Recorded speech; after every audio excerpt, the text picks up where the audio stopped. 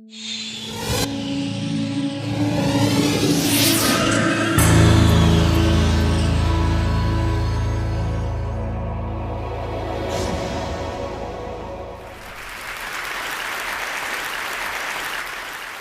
grew up interacting with the physical objects around us, and there are an enormous number of them that we every day use. Unlike our most computing devices, these objects are much more fun to use with. When you talk about objects, one another thing automatically comes attached to that thing, and that is gestures, how we manipulate these objects, how we use this object in everyday life. We use gestures not only to interact with these objects, but we also use to interact with each other. Like gesture of namaste, maybe to respect someone, or maybe in India, I don't need to teach a kid that this means 4 run in cricket. It comes as a part of our everyday learning. So I'm very interested from beginning that how can our knowledge about everyday objects and the gestures and how we use this object can be leveraged to our interaction with the digital world. Rather than using a keyboard and mouse, why can I not use my computer in the same way that I interact in the physical world? So I started this exploration around 8 years back, and it literally started with a mouse on my desk. Rather than using that for computer, I actually opened it. And most of you might be aware that in those days, the mouse used to come with a ball inside, and there are 2 rollers that actually guides the computer that where the ball is moving and accordingly where the mouse is moving. So I was interested in these 2 rollers. And I actually wanted more, so I borrowed another mouse from a friend, never returned him, and I have now 4 rollers. What interestingly I did with these rollers is basically I took them off from these mouses and then put in a one line. It had some strings and pulleys and some spring. And what I got is basically a gesture interface device that actually acts as a motion sensing device made out of $2. So here, whatever movement I do in my physical world is actually replicated inside the digital world just using this small device that I made around 8 years back in 2000. Because I was interested in integrating these 2 worlds, I thought of sticky notes. I thought, why can I not connect the normal interface of physical sticky note to our digital world? A message written on a sticky note with my mom on a paper can come to an SMS, or maybe a meeting reminder automatically syncs with my digital calendar. And a to-do list automatically syncs with you. But you can also search in the digital world, or maybe you can write a query saying, what is Dr. Smith's address? And this small system actually prints out. So it actually acts as a paper input-output system, just made out of paper. In one another exploration, I thought of making a pen that can draw in 3 dimensions. So I implemented this pen that can help designers and architects not only think in 3 dimensions, but they can actually draw so that it's more intuitive to use that way. Then I thought, why not making a Google map, but physical world? Rather than typing a keyword to find something, I put my objects on top of that. If I put a boarding pass, it will show me where is your flight gate. A coffee cup will show you where you can find more coffee, or where you can trace that cup. So this was some of the earlier explorations I did, because the goal was to connect these 2 worlds seamlessly. Among all these experiments, there was one thing very common. I was trying to bring a part of the physical world to the digital world. I was taking some part of the objects or anything intuitiveness of the real life and bringing them to digital world. Because the goal was to make our computing interfaces more intuitive. But then I realized that we humans actually are not interested in computing. What we are interested is in information. We want to know about things. We want to know about dynamic things going around. So I thought about last year, in the beginning of the last year, I started thinking that why can I not take this approach in reverse way? Maybe how about I take my digital world and paint the physical world with that digital information? Because pixels are actually right now confined in these rectangular devices that fits in our pocket. Why can I not remove this confine and take that to my everyday objects, everyday life, so that I don't need to learn the new language for interacting with those pixels? So in order to realize this dream, actually I thought of putting a big size projector on my head. I think that's why it's called head-mounted projector, isn't it? I took it very literally and took my bike helmet, put a little bit cut over there so that project actually fits nicely. So now what I can do, I can augment the world around me with this digital information. But later, I realized that I actually wanted to interact with those digital pixels also. So I put a small camera over there that acts as a digital eye. Later, we moved to a much better or consumer-oriented pendant version of that many of you are now knowing as Sixth Sense device. But the most interesting thing about this particular technology is that you can carry your digital world with you wherever you go with you. You can start using any surface, any wall around you as an interface. The camera is actually tracking all your gestures. Whatever you are doing with your hands, it's understanding that gesture. And actually, if you see, there are some color markers that in the beginning version we were using over there. You can start painting on any wall, that you stop by a wall and start painting on that wall. But we are not only tracking here one finger.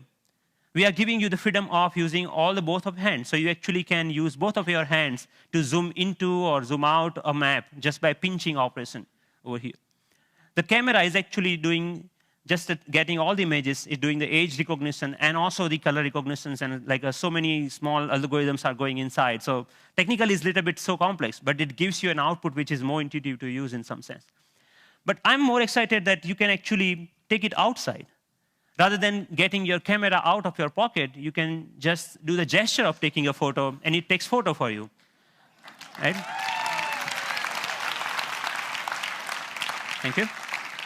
And later, I can find a wall, anywhere a wall, and start browsing these photos. Or maybe, OK, I want to modify this photo a little bit and send it as an email to a friend. So we are looking for an era where computing will actually merge with the physical world. And of course, if you don't have any surface, you can start using your palm for simple operation. I'm here, I'm dialing a phone number just using my hand. Yep. The camera is actually not only understanding your hand movements, but interestingly, it's also able to understand what objects you are holding in your hand.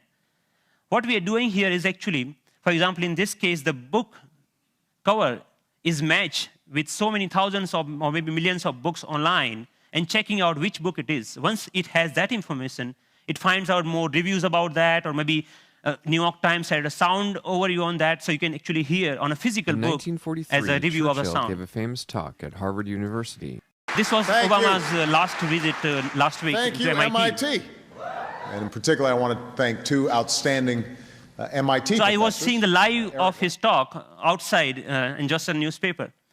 Your newspaper will show you live of your weather information rather than having updated you have to check your computer in order to do that, right?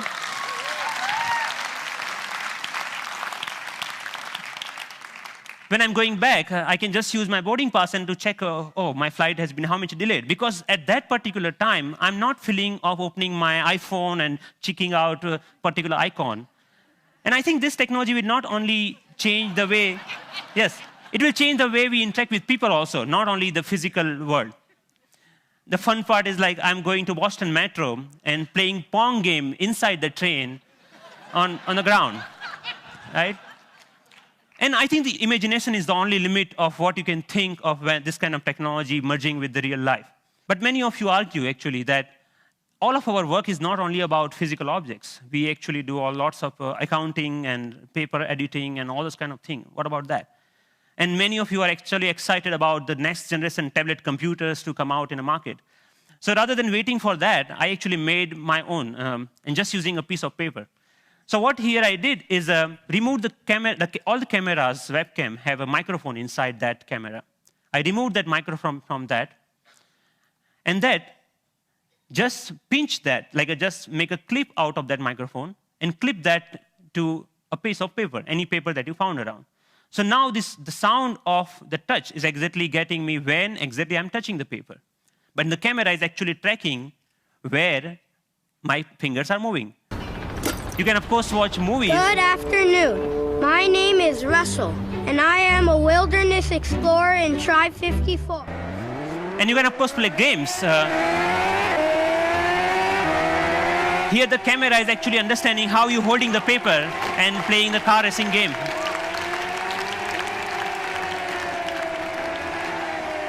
Many of you already must have thought, okay, you can browse. Yeah, of course you can browse to any website. So you can do all sort of computing on a piece of paper wherever you need it.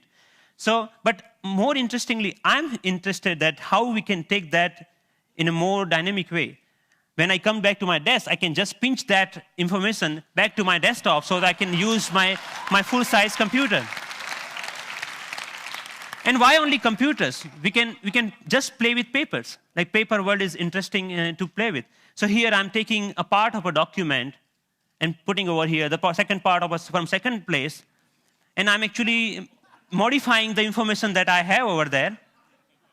Yeah, and then I'm saying, okay, this looks nice. Let me print it out, that thing. So I have a now printout of that thing, and now, so the workflow is more intuitive the way that we used to do before, maybe 20 years back, rather than now switching between these two worlds.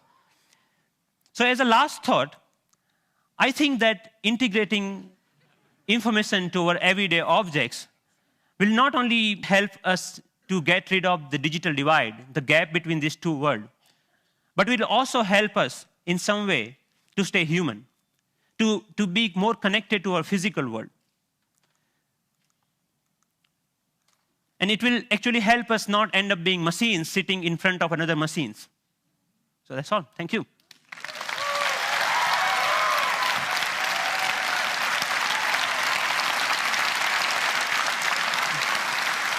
Thank you.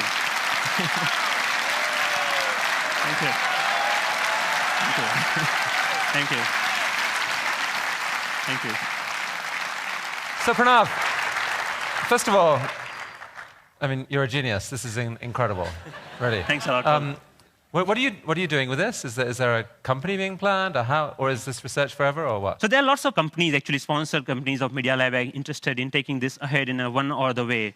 The companies like mobile phone operators want to take this in a different way than the NGOs in India are thinking that why can we only have sixth sense? We should have a fifth sense for missing sense people who cannot speak. Maybe this technology can be used for them to speak out in a different way, but maybe speaker system. I mean, what are your own plans? Are you staying at MIT, or are you going to do something with this? I'm trying to make this more available to people so that anyone can develop their own sixth sense device, because the hardware is actually not that hard to manufacture or something, hard to make your own. And I will provide all the open source software for them, maybe starting next month. So that open source? Wow. Yes. Wow.